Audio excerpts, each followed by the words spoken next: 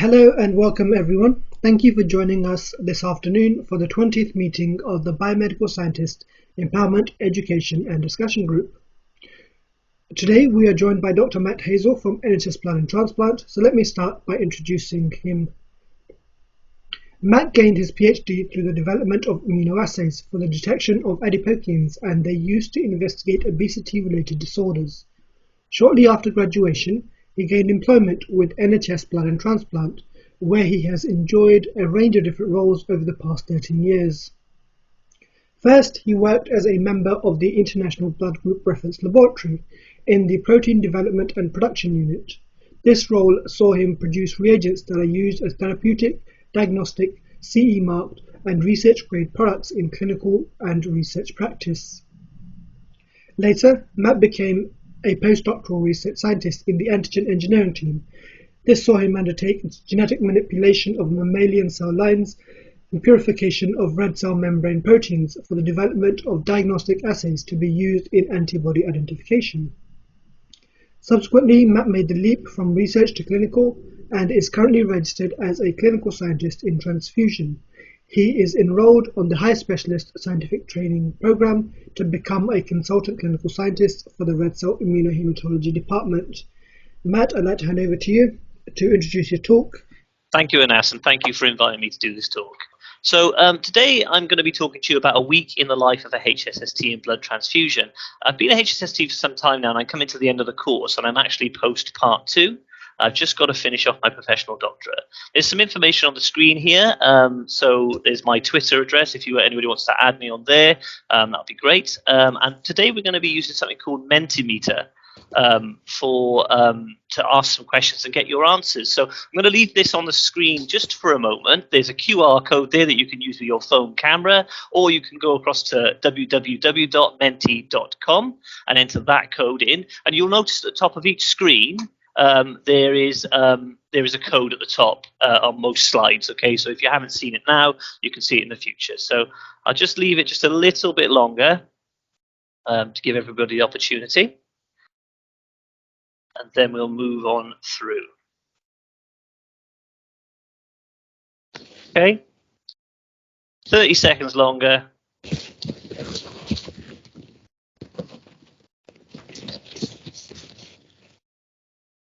Great. Okay. I hope everybody's managed to get on to Mentimeter and we can get some answers. But just as a little bit of a test, see if you're all on there. How are you guys feeling today? So there's some options here underneath the gifts. So we've got awesome. We've got like a powerhouse. Why have I got up today? I have COVID. And then we've got woohoo, but with a bit of sarcasm. So it's great. We seem to get people on there. We've got some responses coming through. Fantastic. Just leave it a bit longer. See, one person feels like a powerhouse. Fantastic. It's good to see that nobody's got COVID, so I'm quite pleased about that. Okay.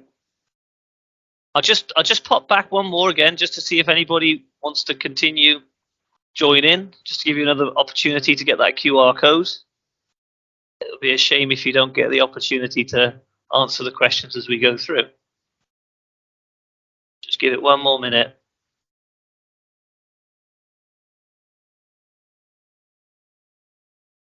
Oh, you on? So, yeah, great, excellent. So I've got a colleague in the background here who's supporting. Fantastic, great. Okay, let's see how we're all doing on that now. So, okay, so we've got a number of you in there, which is good. Brilliant. So, to start my talk, I think it's only fair if I'm doing a talk about HSST. It's probably best I introduce the whole topic. So, modernising scientific careers is the training route that HSST fits as part of. But as you can see, there's multiple other areas as part of the training route. So you can come in as an associate or assistant. You can come in for direct entry as a practitioner, healthcare science practitioner. You can come out of that into an STP, and then you're a clinical scientist after that, and then you can register on the higher specialist scientific training course and train to be a consultant clinical scientist. I've added some links on here so that you'll be able to see, some places you can go to. So there's some government websites. The National School of Healthcare Sciences is a really, really good website. But you can even find some information on Wikipedia I found when I was having a little hunt around. So there's lots of places you can go to identify that information. Focusing more on the HSST, which obviously this talk is about.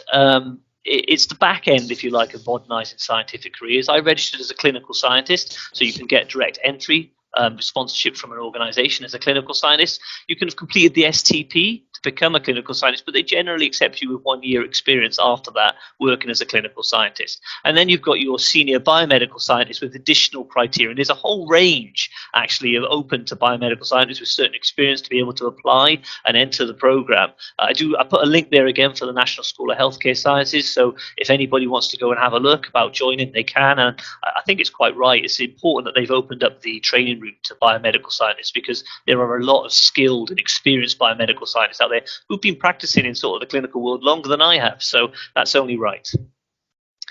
An overview of the HSST. So on the left-hand side there, you can see that it's made up of 5 key components. You have to do a training portfolio throughout your 5 years of training. There's FRC Path Part 1 and Part 2, which is your examinations you have to do. And as I said, I'm post Part 2. There's your professional doctorate, which I'm currently completing. And then there's your postgraduate diploma as well, which is done through the University of Manchester.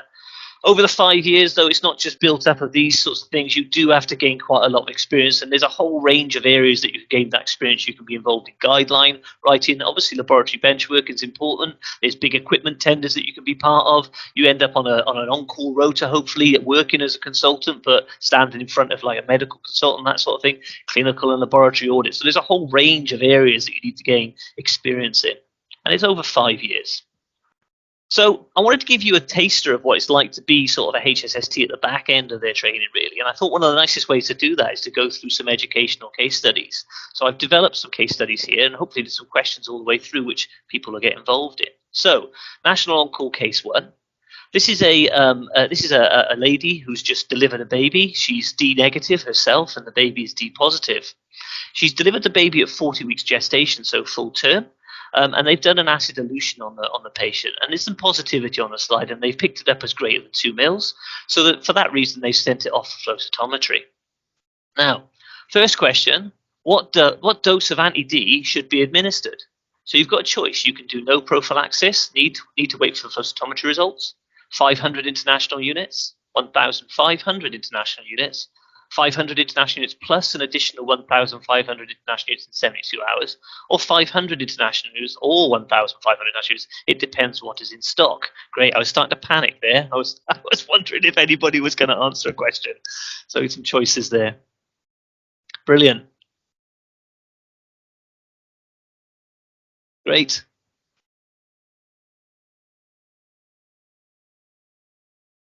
So we've got some good choices coming in. Lots of people going for the 1,500 here. Okay, some people going for the 500. Someone doesn't want to give any prophylaxis and they want to wait for flow cytometry. And then you've got what depends what's in stock, which you might see generally in the hospital there. Okay. So it's kind of a little bit of a trick question because it does depend on what you've got in stock, So 500 IU, some hospitals keep that in their stock. 1,500, some have both. Yeah, so it depends. So if you said 500, 1,500, or depends what's in stock, then you're not wrong. Okay. So investigation in the flow cytometry laboratory. So you've got a FITC anti-D investigation. So this is anti-D that we're looking at here. So we've used an anti-D to detect the D positive red cells from the baby. The controls on the test have run fine and the test is valid, but we're a little shocked by the result. And this is what you've got. So anybody out there who doesn't necessarily do flow cytometry, this is what's called a histogram. Okay, and when you've got positive results, when you've got your FITC labeled antibody on the surface of your red cells, you get what's called right shift. So usually the more D that you'd see in the case of this test on the cell surface, the more right shift that you would get. So you've got your maternal peak and you've got your baby's peak. Okay, this is your D positive gate and this is your D negative gate for your results. So just looking at that. So what has caused the flow cytometry result? Is it an error in testing? So there's maybe an over incubation. Is the paternal D group a weak D or a D variant? Is the baby's D group a weak D or a D variant? Is the maternal group a weak D or a D variant? Or is the maternal and the baby group a weak D and a D variant? Or are you just not sure?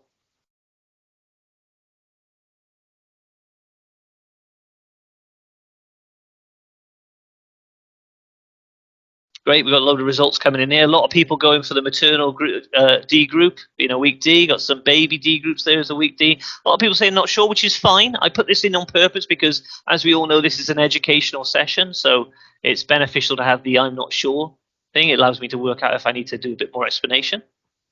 So that's great. Brilliant. Okay.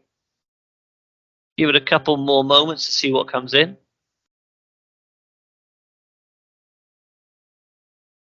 Fab. So we've got some flow cytometrists out there. That's really good. Great. Okay. So a little bit of information about the results. So when we talk about D positivity, I talked about right shift. So anything that has the FITC label on the surface, any cells with a FITC label on the surface, they'll shift right. Anything that's D negative, you'd expect it to completely fit within this D negative gate. As you can see here, the maternal peak has moved over slightly. Yeah, sort of identifying that she must have some D antigenicity on her red cells. The baby's peak is over here, so they're clearly D positive, as would be expected. Okay, so the reason why that might have happened is that there are differences, as we know, between all the Rh molecules. Yeah, so there's differences between D, big C, big E, little c, little e. Yeah, okay, which makes them what they are. Okay, Rh molecules, they're a multi-pass protein. I think someone's unmuted there. Sorry. They're a multi-band pass protein that passes through the membrane multiple times, and you get exposure of certain loops on the cell surface. Now, depending on how that gene is transcribed or what information is in that gene, depends on what's displayed and depends what you get: D, C, E, big C, little e, and all those. Now, you can get something what's called a weak D. Okay, and in a weak D, generally they express all the D antigens on the surface of the red cell that can be seen. Okay, but you might get sort of mutations, if you like, in the gene that kind of affect an area within the membrane. Okay, and what happens with that is you get the D protein, if you like, displayed on the red cells, but you get less of that expression. So you get a weaker expression. And in a D variant, what can happen is you can get translocation of genes from the CE into the D, and you can get different areas, if you like, of the Rh molecule appearing in the D molecule from other genes. Okay, and that would be a D variant because you don't have all the antigenicity of D. Okay, so you would have the same level of protein being displayed as you would a normal D, but you wouldn't have all the antigen sites. Okay, and that's what results here. Yeah. Okay, so this lady here is a D doll. Okay, she's got variability in reaction strength with our anti-D by serological investigation of the group. Okay, and there's a little bit of information that I put in here about sort of the antigen site. So your normal D, somewhere between 10,000 and 33,000. For your weak D, you've got somewhere between 200 and 10,000. And for the doll, you've got about 4,700 expression, okay, on the cell surface. That's what's causing that sort of weak shift, if you like, of that maternal peak and making it move into the positive gate. And as a result of that, what you've got is you've got an inflated bleed because we're only picking up what's in this gate. So from that reading, it looks like we've got a 646 ml bleed, which is going to be an excessive amount of D positive blood from any sort of fetus. So there's definitely some interference here from the maternal result. It does put a question mark about what we do for our prophylaxis in our follow-up. So to ask you guys, with a doll mother of 646 ml fetal-maternal hemorrhage, what would you do? Would you happily dose administered, and there's no with a dose that you've administered, and there's no need for top-up? Would you cover the full FMH with top-up via IV and IM? Would you give would you look at the maternal events interfering with the results and dose according to the acid dilution? Would you ask the BMS to alter the gates and give concession on the results? Or would you just say, I'm not sure, not sure what to do there, get some help? Right? So just as a point, just remember these questions are posed as if you are working as a sort of senior clinical scientist or a consultant clinical scientist at the back end of your training. Great. Bit of ambiguity there going across the board. Brilliant. We'll move on.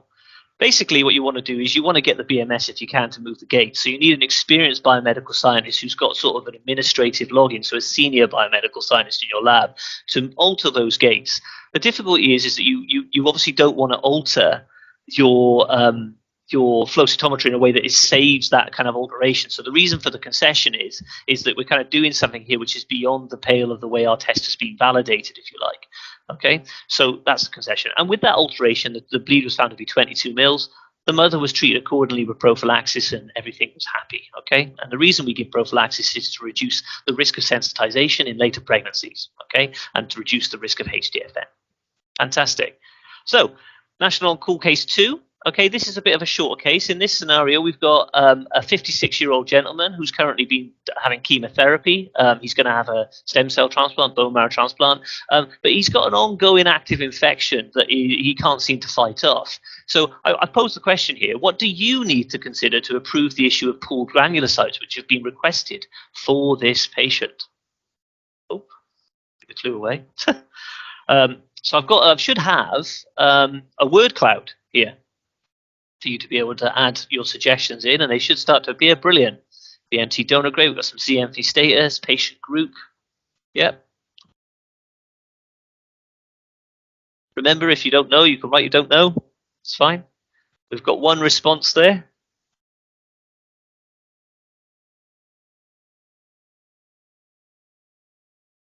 Severe neutropenia coming, I'm not sure, fair enough. Patient group, yeah, wow, great word cloud, brilliant. I don't know, brilliant. Severe neutropenia, recoverable bone marrow failure. Fantastic. HLA type, yeah. Irradiation got in there as well. Brilliant.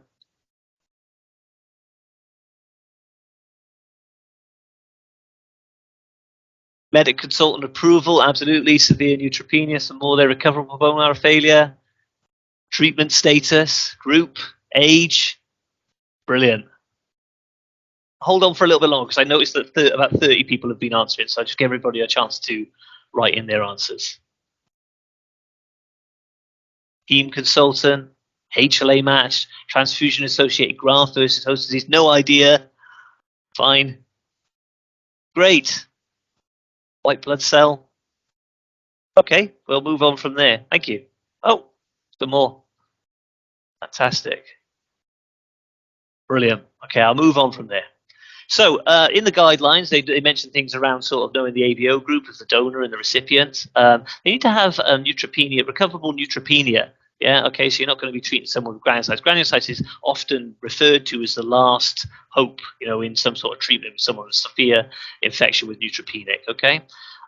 Whether they've had granulocytes in the past, it's often useful to have that information because have they been treated for quite a long time on granulocytes? Is this the right treatment for them? The HLA type, something important to know. Have they been treated with any sort of antibiotics? Have they tried to get rid of this infection, if you like, by any other means? And do they have any red cell antibodies? Okay, it's important to know that as well. So a little bit of information about granulocyte transfusions. They're made from 10 buffy coats pulled together, and they're valid sort of to like roughly 24 hours, if you like, is the easiest way to think about it for the granulocyte pool. In the granulocyte pool, it's important to know, obviously, you have your granulocytes, so that those are in there, but you've also got quite a lot of platelets, so you tend to find about 3 units worth of platelets in each granulocyte pool. Treatment dose for an adult is 2 pools of 10. Okay, and that's given per day, and generally they're sort of issued for about 7, maybe 14 days, depending on what's happening in the patient. And what we generally like to ask for in NHSBT is that if you if you no longer need that treatment, is to let us know, because we're unable to manufacture large bulk amounts of these. Okay, so if you don't need them anymore, we wouldn't want them going to waste. Okay, great. So National On-Call case 3. I did say case 2 was quite a short one. Brilliant. So this is a 65-year-old lady. She's known to have sickle cell disorder. She has a history of hyperhemolysis, and she's coming in for a bilateral hip replacement. One of those hips is a revision. Okay. So this is her ABO group and phenotype that we've got on file. So she's a group A. She's a D variant. She's a big C variant. She's big E negative, big K negative, big S negative, little S negative, and she is actually U negative as well. She's JKB negative. She's FYA neg, FYB pos by genotype, and she's got a GATA mutation. Okay, and just a little bit of explanation about the GATA mutation for the audience. So normally what happens is you have this sort of binding molecule for your RNA polymerase, which is your GATA1, okay? And what happens is your RNA polymerase binds upstream, okay, of the Duffy gene, okay? And that then transcribes all the way through producing your RNA, okay, so that you can then produce the protein later on. In someone with a GATA mutation, what happens is that the GATA isn't there for the RNA polymerase to bind, and as a result of that, even though your genotype is one of the FYA or FYB positive, yeah, because the RNA polymerase can't bind, you don't get transcription of that gene because of the GATA mutation. So they're effectively phenotypically FYA neg, FYB neg. Okay. The antibodies that this patient has is that they have an allo anti-CE, so a compound antibody. They've got an anti-little s and an anti-FY3. They've also got a not specified anti-little e because when that antibody was identified, they had been transfused. The hospitals have requested 6 units for this patient because they're expecting the surgery to be quite bloody because it's a revision plus an extra hip replacement on the other side. So, question for you guys. What blood do you recommend to cross-match for this patient? Now, I'm going to give you a little bit of time on this because there's quite a lot to read through there on the different options. Yeah, so I'll go over them myself, and I've left you the patient's type and antibodies there so you can have a look at it. So they're a patient that's group O. So there's the option of O, D positive, R2 little r. So that's big C neg, big K neg, little s neg, FYA neg, B pos. You've got the option of A or O pos, R2, so big C neg, and that should say big E neg, so that's a typo, I'm afraid, as we all know that transcriptional errors in transfusion is one of the biggest causes. Big K neg, little s neg, FYA neg, B neg. You've got A, O neg, R double prime, big C neg. That should be, that's right, little E neg, that is actually right, little E neg, big K neg, little s neg, FYA neg, B neg. Okay, and then you've got the full predicted phenotype matched, or you've got I'm not sure. Yeah, so sorry, just to correct my error in B, that is actually correct, little E neg. Apologies.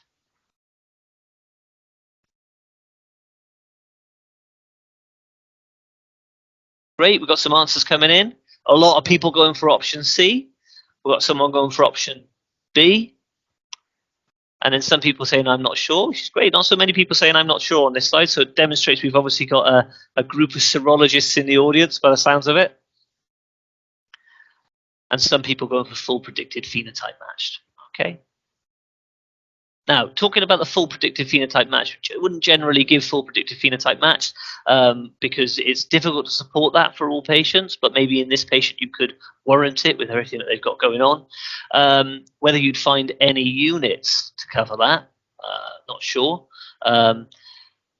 Option C we've got there, we've got a lot of people, and we've got option B as well. Great, I'll move on. So I've gone for myself, the first choice would be option C. Unfortunately, when you do a search for that choice, there isn't any units in the country that match it because R double prime is quite a difficult unit to find. And then your second choice is your R2, which is your 2 units you've got available in the country. So the hospital has requested 6, so we're not going to meet that need. Now, R2, obviously you do run the risk of the patient forming an anti-D, but in certain situations, you might have to provide blood that is technically incompatible. But so in that scenario that we have painted there, so only those 2 units are potentially sensitizing blood. What else should be considered before, during, and after surgery for this patient? So again, this is a word cloud option. So feel free to pop anything down on there that you'd like. It'll be great to see what answers we get through.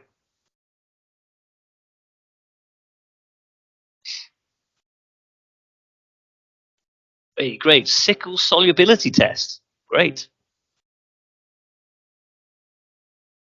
HBS level, hemoglobin, cell salvage, great. Autologous donation, iron IV, cell salvage, HBS level, great. There's a lot of stuff coming in. That's brilliant to see. Other blood products, pre-autologous, sickle soluble test as well. Lots of solubility tests, tranexamic acid, patient optimization, PBM, brilliant. Iron IV, EPO, we've got there on the side. Lots of cell salvage coming up.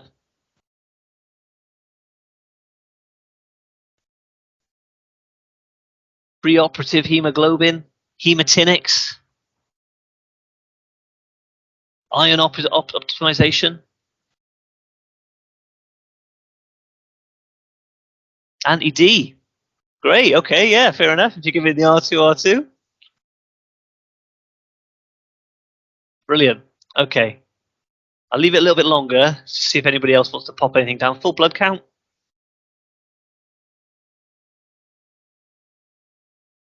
Another tranexamic acid up there as well. Great. Okay. I think we'll just leave it just a couple more moments. Get those fingers working. Great. Okay. I think we'll leave it there and move on. Okay, so things to consider. Obviously, most important is patient history. Yeah, they've got a history of hyperhemolysis. We might want to get some more information about the patient. We want to stop any sort of medications that are causing bleeding. We want to try and optimize the patient's hemoglobin. We've got things like tranexamic acid, cell salvage.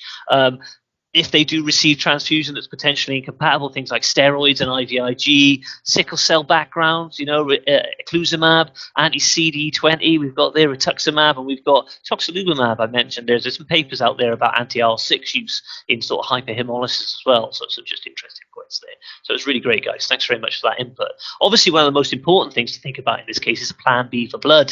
Yeah, there's a nice bit of information in 437 that's on the hospital.blood website, and it's about the guidelines for red cell transfusion in urgent situations and where serological compatibility cannot be assured. It gives you this kind of breakdown, if you like, as well as lots of other information about which phenotypes you might drop first. So you'd run from the right-hand side to the left. So things like high-frequency antigens, antibodies against high-frequency antigens, you drop first. Then N, M, the S's, FYA, FYB, JKA, JKB. In this sort of instance, there's other kind of bits of strange things in this case that the patient's got certain variant types as well, and sometimes those antibodies aren't as responsive as some of the more pertinent antibodies in this case, like the anti-bit less. Just as a point to finish this case, actually, in further discussion with the hospital, this is the patient was identified to have actually more antibodies than were present on the RCI system. So on referral, when the sample came in, they were identified to have an anti-JKB as well, and also an anti-K. So there really was no blood available that matched all of that patient's phenotype. Okay, so case 4. So this is a lady who's pregnant. She's had her first pregnancy here, okay, and she's delivered about 38 weeks. 2 hours after delivery, the baby's platelet count is 78 times 10 to the 9.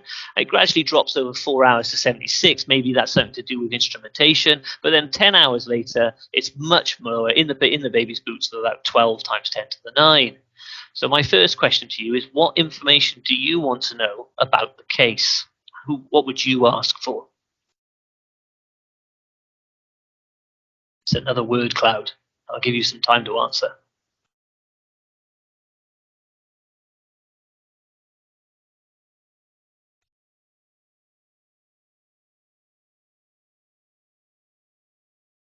Who can type the fastest?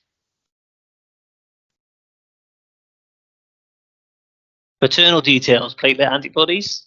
Okay, good. HLA maternal, mum platelet count. Great. Look at a film. Nate, past history. Has platelet count been checked? Oh, they're all coming in now. Infection status, yeah. Can't keep up with how quickly it's moving around. Maternal history, maternal platelet antibodies, HLA types, infection status. Previous pregnancies, film observation. Great. Other pregnancies affected.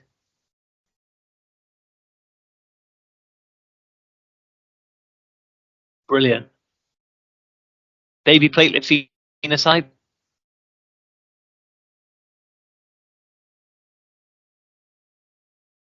PMH and DIC screen we've got on there as well.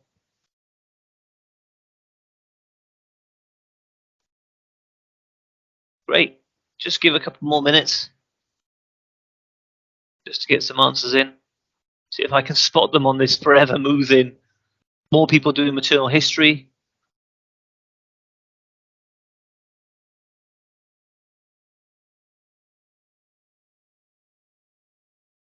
HX transfusion pregnancy. Hysterectomy, is it HX? Sure.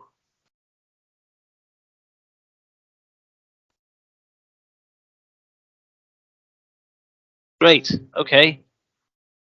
Well, about 30 more seconds, and then we'll move on to the next slide. Brilliant. So things that that I sort of consider, is does the patient have an ongoing infection? As we talked about maternal history, what was her count during pregnancy?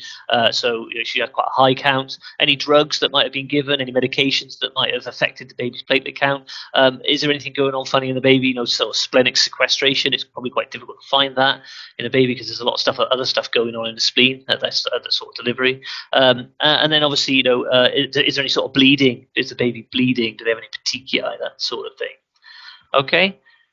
So, what is your likely diagnosis based on that sort of result there? Okay. What's your likely diagnosis? So, petechial bleeding baby.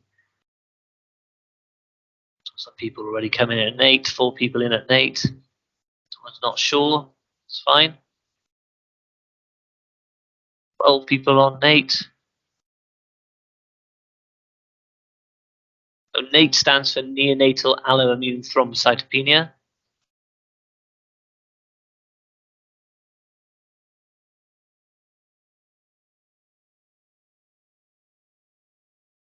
Brilliant.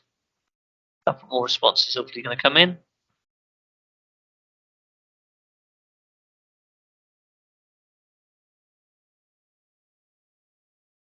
Great. Okay, we'll move on from there. So, neonatal alloimmune thrombocytopenia, for those that chose that, that's the correct answer. Just as a bit of an overview and explanation of what that is. So, hemolytic disease of the fetus and newborn is where you get maternal antibodies that destroy the baby's red cells. Okay, that normally happens as sensitization in a first pregnancy, yeah, and then you get destruction in a later pregnancy when those antibodies are formed and in place. In NATE, however, neonatal alloimmune thrombocytopenia, that's generally in the first pregnancy. So you'll have antibodies that are formed in the mother against HbA type of the baby, and then that'll cause destruction of those platelets by movement across the placenta. The most common antibodies that you find are against HPA-1a and HPA-5b. So human platelet antigen 1a and 5b. Okay, and as a stock in NHSBT, we have HPA-1a and HPA-5b negative platelets. That stock is limited, and normally authorization of release of that stock has to go through an NHSBT consultant. Okay, a little bit more on the case then. Due to the distance of your hospital from NHSBT, it's going to take about 2 hours till the units arrive. So what do you do in the meantime?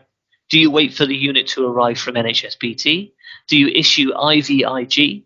Do you repeat the full blood count, likely an error in the last result? Do you issue platelets suitable for neonatal transfusion, or you're just not sure?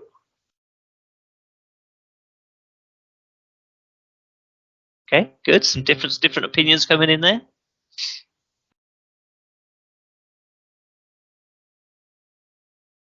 Brilliant. So lots of people going for IVIG. Lots of people going for suitable platelets.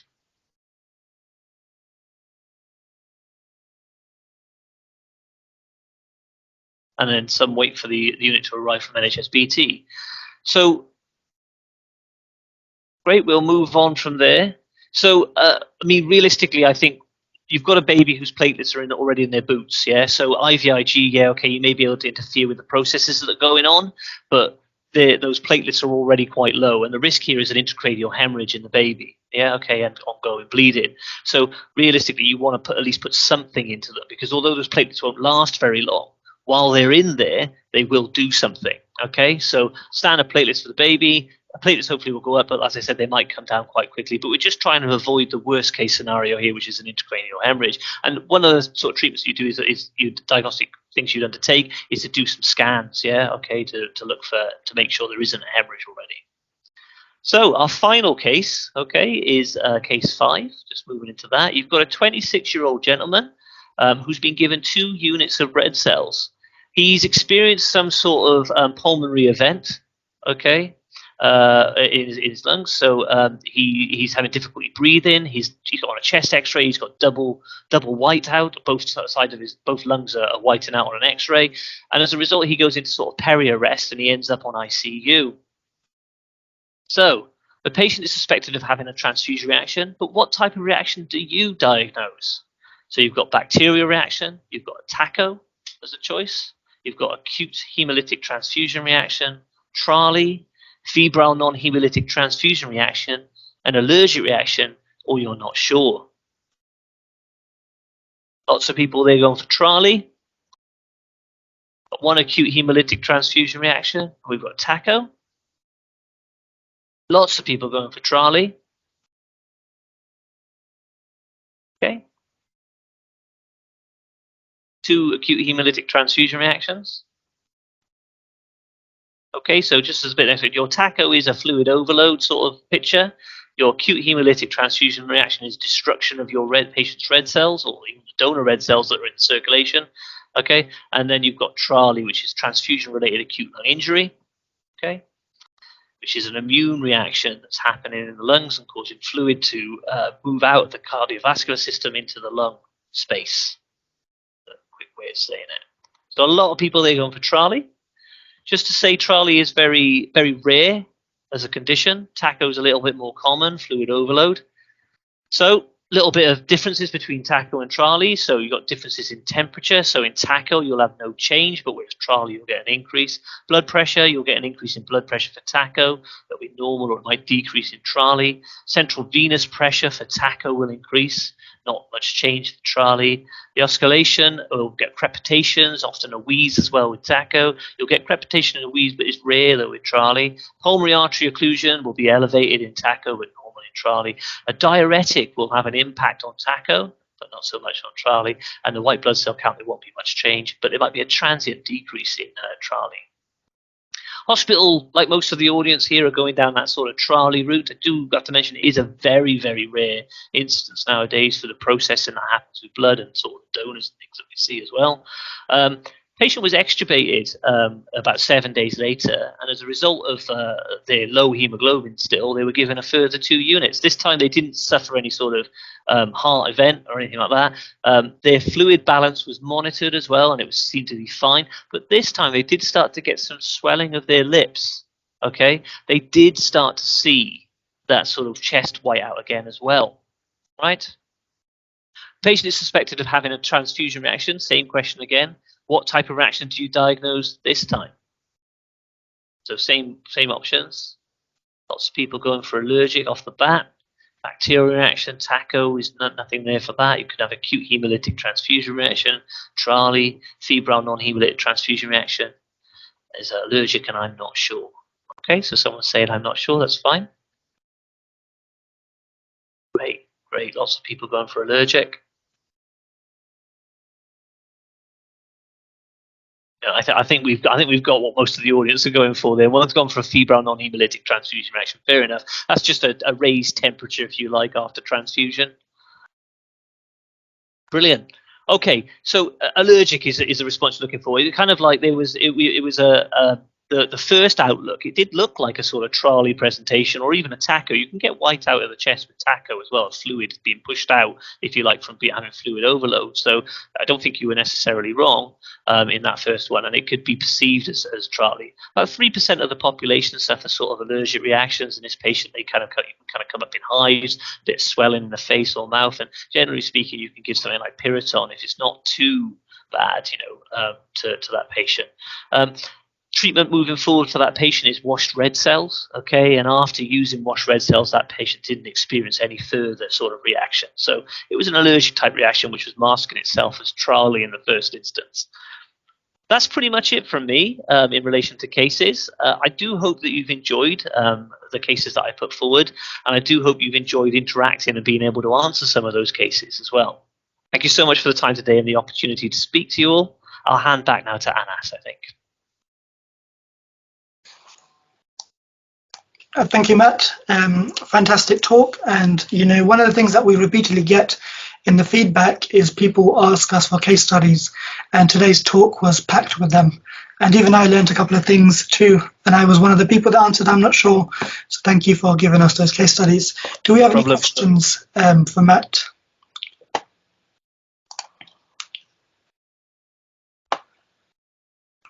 Feel free to leave your comments in the chat or raise your hand or speak up if you have any questions.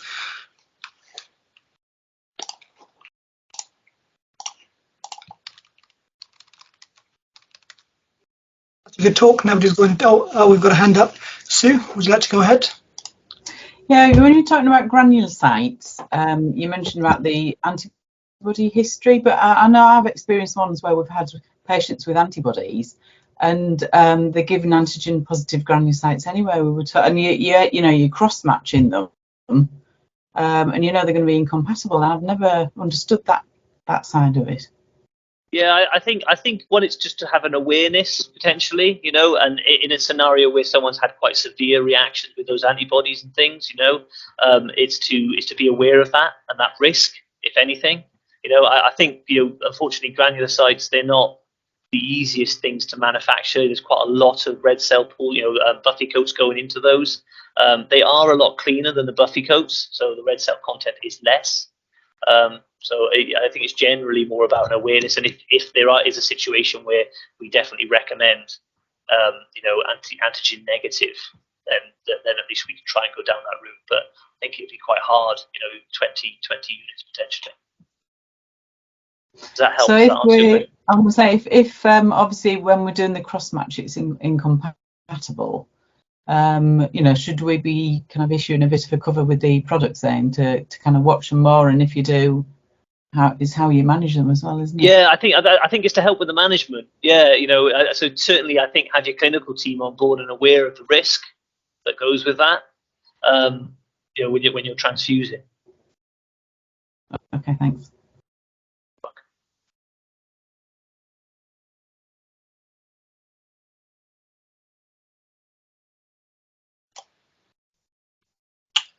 Okay. Do we have any more questions?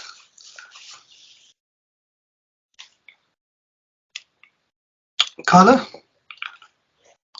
Hi there. I was just wondering, how does the on-call system work? So I'm from Scotland, where we don't have clinical scientists within our blood transfusion service within the blood banks. So when we're in a blood bank, your first kind of line is your consultant. So is it sort of you, and then would it be a medical consultant? How does it kind of basically work? Yeah, sure. So for me, I'm still a trainee. So I stand in front of, we have a rota, so we have a patient-facing rota and the RCI-facing rota. There's also like, there's donor rota as well. There's multiple different rotas for NHSBT that cover England. So the patient-facing rota is the out-of-hours rota for RCI, but also hospital-facing. Yeah, okay, and then you've got the RCI rota in the daytime, and I sit on both of those rotas. As a trainee, I stand in front of a medical consultant because we've only got one consultant clinical scientist at the moment. That's Tom. I believe he gave a talk last month. So he doesn't stand in front of anybody. He stands on the rota on his own. I would stand in front of either Tom or a medical consultant, but I would deal with the calls as they come in. I would answer them based on my training and my experience. So as I said, I am post part 1 and part 2 now, so effectively I've passed all my clinical exams. And then if there's anything that, you know, was a little bit scary for me, I might get in contact with the person that I'm in front of and have that discussion with them just to make sure I'm giving the right advice before I give the advice. Does that answer your question, Carla? Yeah, no, thank you. It's just a completely sort of different way that we work up here, so it's quite interesting to hear it as a role Sure. in England. Thank you. How do you work? Is it a case that you phone up a consultant, or do you have a local consultant? Yeah, so we have sort of like out of hours, it would be like a Scotland sort of. There's one person kind of covering Scotland on the rota, and it's a hematologist, a consultant hematologist, and we don't have clinical scientists. Like that role is just not within SMBTS, which is a shame because it sounds like a good role. Yeah, we don't have. The funny thing is, even though I'm a clinical scientist, we don't have a clinical scientist role. My role is a trainee consultant. Do you know what I mean? I don't know if there's any plans to put that in the future, but I am registered as a clinical scientist. Yeah, and we do have a similar thing. So England, we have 3 on the patient-facing rota, which faces the hospital in the night and the daytime. We have 3 consultants: one for the north, one for the southeast, and one for the southwest and Midlands. think there's a question in the chat there, Anas. There is, yep. Let me read it out for you. It's saying, how do you go from being a senior biomedical scientist to a clinical scientist? Yeah, so I mean, obviously, as a senior biomedical scientist, you're going to have a lot of experience anyway. Yeah, okay. There's two options. So you've got the Association of Clinical Scientists, and you've got the Association of Healthcare Scientists. Yeah, and I think they both have routes where you can apply a portfolio to register as a clinical scientist. So you have to complete certain things like demonstrate how you've worked managerially, clinically, in any sort of research and development. There's certain categories you have to complete for that portfolio. That's how I did it. I went through the ACS, the Association of Clinical Scientists, to get my clinical scientist registration. There's obviously the STP that you can join on as well, if you like. But if you're thinking about moving forward to HSST, so a consultant clinical scientist, you don't need to be a clinical scientist. You can actually, if you go onto the Association, the National School of Healthcare Scientists, yeah, you can go on there, and there's certain different sort of categories that you can apply for as a senior biomedical scientist. So you have to have things like an MSc or the IBMS portfolio or so on and so forth. But it's about 8 or 9 different options that you can apply for that as a biomedical scientist. So if your plan is to become a consultant clinical scientist and you have extensive knowledge as a senior biomedical scientist, you might want to skip the clinical science bit. Thank you. No problem.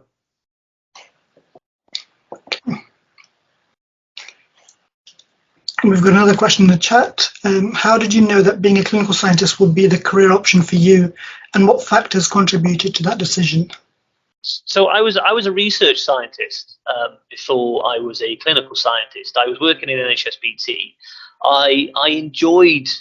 I enjoyed research, but the thing I enjoyed about research was the results side of things and seeing something happen with those results. So for me, that was more of a clinical world, sort of scenario that I kind of pictured and wanted to do. And the option, I mean, I was just in the right place at the right time, I think, in my organisation, that the option came up to be able to apply for HSST, that I had to register as a clinical scientist. But my history before my PhD and things like that has always been in healthcare. I've worked as a assistant nurse, if you like, on intensive care, sort of family histories with certain helps and things and stuff like that, with certain family relatives and stuff like that. So I've always been kind of interested in healthcare, and I've always worked in hospitals. When I before I did my PhD, I was working in the Southwest Institute for Renal Research, which is a charity-run organisation in St Helier Hospital, where they do research into kidney fibrosis. So my background has always been something in healthcare involved in patients. So it kind of seemed a logical move for me to actually move into a clinical world.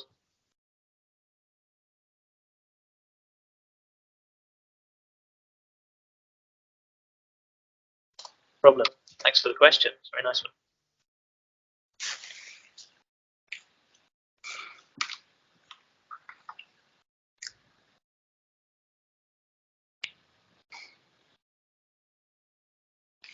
Okay, we've still got a couple of minutes left on the meeting. If there's no more questions, I'll do the closing remarks. Firstly, on behalf of the BMSEDG team, thank you very much to Matt for coming. Appreciate you taking time out to speak to us and give us an insight to your role. Once again, the case studies were great. And thank you to everyone else for attending as well.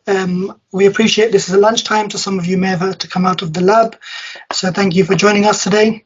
To make you aware of the next meeting, it will be held on the 27th of July, once again at Wednesday at 2 p.m. on Microsoft Teams. And the title of that talk will be Who Lives in a Papaya Under the Sea? So join us next month to understand what that's all about. Once again, thanks everyone for joining us. Thank you, Matt. Thank you.